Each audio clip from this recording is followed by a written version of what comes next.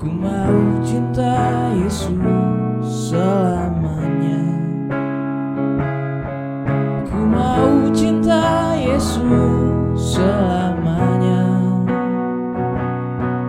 Meskipun badai. Saudara-saudara yang dikasihi Tuhan, marilah saat ini sebelum kita mendengarkan firman Tuhan, kita bersama-sama memohon pertolongannya di dalam doa. Mari kita bersatu di dalam doa. Allah Bapa yang baik, kami bersyukur atas segala penyertaan-Mu dalam hidup kami.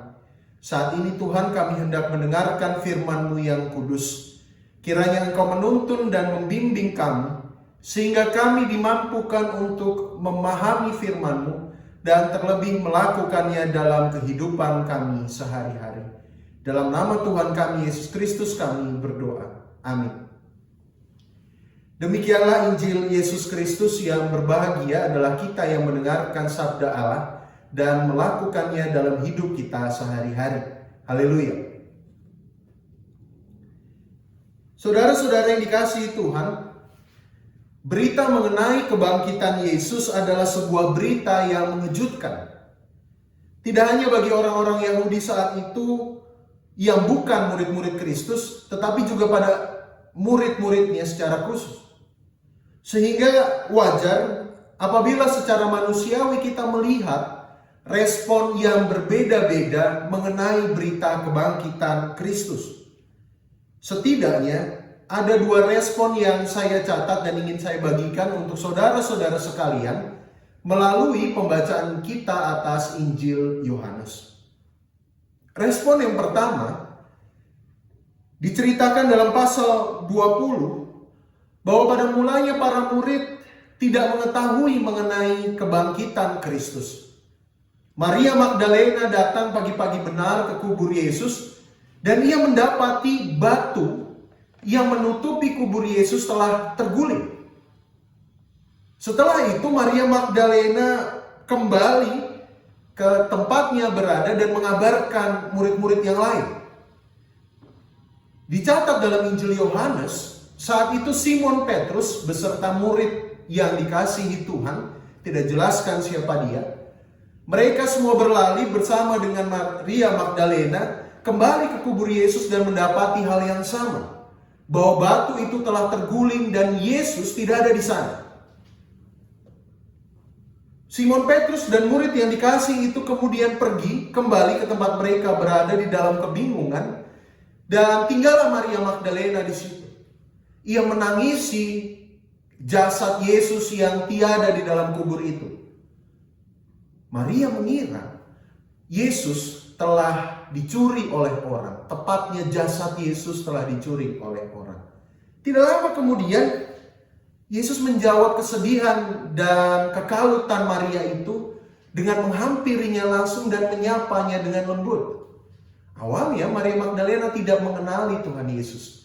Tapi kemudian setelah bercakap-cakap 1-2 kalimat, Maria Magdalena mengenali bahwa yang di hadapannya, yang berbicara dengannya adalah sungguh-sungguh Sang Guru yang telah bangkit dari antara orang mati.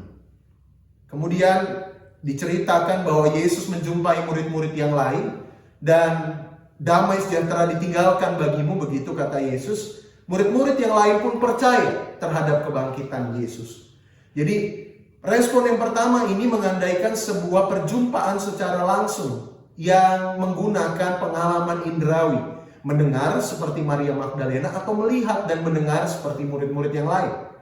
Sehingga kemudian ketika pengalaman-pengalaman bersama Tuhan itu diperoleh melalui pengalaman-pengalaman indrawi. Yang kedua, Bapak Ibu Saudara, adalah respon yang juga nampak dari Thomas, murid Yesus itu. Mungkin Bapak Ibu Saudara sudah mengetahui seluk-beluk cerita mengenai Thomas. Dikisahkan bahwa Thomas tidak berada bersama dengan teman-temannya ketika Yesus menjumpai murid-muridnya saat itu. Thomas entah berada di mana, tapi kemudian murid-murid itu menceritakan kepada Thomas bahwa Sang Guru telah bangkit. Thomas tidak begitu saja percaya, karena ia merasa bahwa untuk mengetahui dan mengenal segala sesuatu kita perlu melihat bukti yang nyata. Perlu memanfaatkan pengalaman indrawi sebagaimana respon pertama tadi. Sehingga Thomas pada saat itu berkata kepada murid-muridnya yang lain, sebelum aku melihat bekas paku pada tangannya dan sebelum aku mencucukkan jariku ke dalam bekas paku itu dan mencucukkan tanganku ke dalam lambungnya, sekali-kali aku tidak akan percaya. Saudara-saudara, banyak penafsir yang menyatakan sikap Thomas ini sebagai sikap kurang percaya pada Tuhan. Sehingga pada akhirnya anjurannya adalah untuk tidak menjadi seperti Thomas, melainkan kita harus mengerti walaupun kita tidak melihat. Kita harus percaya walaupun kita tidak melihat. Tapi kemudian Bapak Ibu Saudara, saya ingin mengajak kita bersama untuk melihat kemungkinan lain. Bahwa bukankah untuk mempercayai dan mengimani segala sesuatu, kita harus memulainya dari pengalaman yang kita nilai, kita rasakan, dan kita refleksikan bersama. Bukankah itu yang terjadi pada kehidupan beriman kita sehari-hari? Sehingga keinginan Thomas untuk menyentuh bekas luka Yesus adalah keinginan yang wajar. Adalah keinginan yang betul-betul didasari oleh kehendaknya untuk mempercayai berita kebangkitan itu. Dan ini terbukti dari respon Yesus, Bapak Ibu Saudara, bahwa Yesus tidak memarahi Thomas. Yesus tidak menyalahkan Thomas.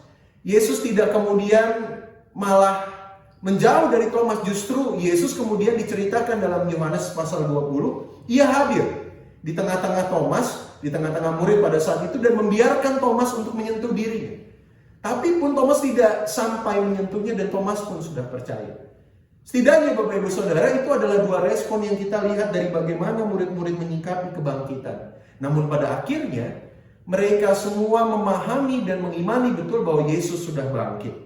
Dari sini kita belajar bahwa bagaimana kita mempercayai dan hidup bersama Tuhan penuh dengan keberagaman. Tapi satu hal yang pasti adalah tugas yang Tuhan berikan kepada kita. Apakah itu Bapak Ibu Saudara?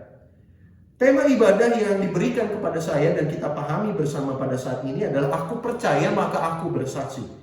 Maka itulah tugas yang harus kita hayati bersama.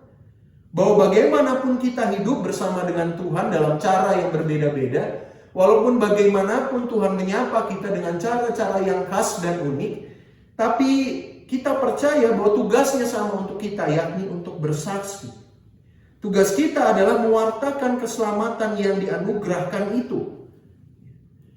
Sehingga bersaksi Bapak Ibu Saudara adalah sebuah keniscayaan bagi kita orang-orang Kristen. Kita sudah diselamatkannya, kebangkitan yang menyelamatkan kita. Sehingga marilah kita bersaksi. Bersaksi adalah soal mewartakan kebaikan Allah. Saudara merasakan kebaikan Allah dalam hidup dan kini nyatakanlah kebaikan itu kepada orang lain. Yang kedua, bersaksi adalah soal menyatakan pengharapan bahwa kebangkitan Yesus artinya Tuhan mengalahkan maut. Artinya ada harapan saudara-saudara, sebagaimanapun kita merasa situasi dan kondisi saat ini tidak baik, tapi ada Tuhan yang mengerjakan bagiannya, ada Tuhan yang senantiasa hadir untuk kita. Itulah makna dari keselamatan kita. Sehingga pada hari ini saudara-saudara, saya mengajak kita semua untuk bersaksi. Bersaksilah melalui hal-hal sederhana yang mungkin saudara lakukan. Kita tidak perlu memikirkan sesuatu yang di awang-awang, tapi mulailah saudara-saudara bersaksi dari hal-hal sederhana yang dapat saudara lakukan. Ajakan untuk bersaksi hari ini yang ingin saya harap saudara-saudara lakukan. Marilah kita mengucapkan syukur sehabis saudara-saudara pulang dari ibadah ini, masing-masing di rumah lalu melanjutkan aktivitas masing-masing. Mari kita merasakan dan mensyukuri apa yang Tuhan hadirkan bagi kita. Kadang-kala berita-berita di TV saat ini mungkin membuat kita cemas berlebihan, membuat kita takut. Tapi di balik semuanya saudara-saudara, Allah tetap memelihara kita. Mulailah kita bersaksi akan penyelamatan Allah dari bagaimana kita bersaksi dan bersyukur akan perbuatan-perbuatan Tuhan yang sudah Tuhan lakukan bagi kita. Ajaklah saudara ajaklah keluarga saudara saat ini berkumpul sehabis ibadah ini. Lalu coba pikirkan dalam seminggu yang telah lalu, rasa syukur apa yang mau kita nyatakan kepada Tuhan. Perbuatan baik apa yang sudah lakukan kepada kita. Kalau sudah ketemu saudara-saudara, bagikanlah itu ke orang lain. Bagikanlah itu. Dengan demikian, saudara menjalankan tugas saudara untuk bersaksi. Kita percaya akan keselamatannya, maka kita harus bersaksi. Amin. Saat teduh untuk kita. Mari kita bersatu di dalam doa. Tuhan, terima kasih atas firman yang Kau berikan. Mampukanlah kami untuk bersaksi dan mewartakan kabar baik dimanapun kami berada. Sertailah kami dalam kehidupan kami masing-masing, karena kami percaya Engkau senantiasa hadir dan bekerja. Di dalam nama Tuhan Yesus kami berdoa. Amin. Layakkanlah seluruh